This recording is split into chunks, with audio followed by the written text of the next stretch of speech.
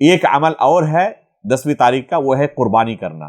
پرانے زمانے میں لوگ اپنے ہاتھوں سے قربانی کیا کرتے تھے، آج کے زمانے میں بہت آسانی ہو گئی ہے، اور اسلامک بینک کی طرف سے پہلے ہی مبلغ جمع کر لیا جاتا ہے، اور بینک کی طرف سے ان تمام حجاج کی جانب سے جانور قربان کر دیا جاتا ہے جن کے پیسے جمع ہوئے ہوتے ہیں۔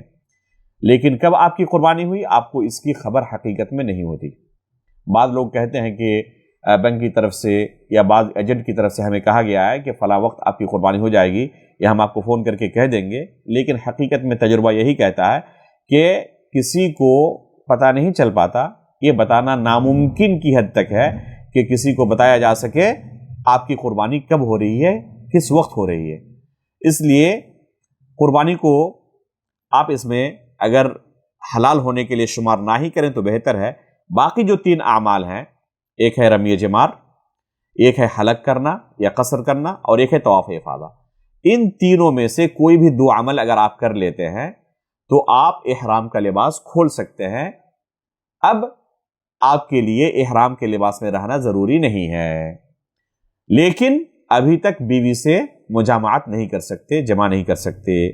تحلل اول اور تحلل صغریٰ آپ کے لیے ابھی حاصل ہوا ہے، تینوں اعمال کر لیں تو اس کے بعد بیوی سے بھی جمع کر سکتے ہیں۔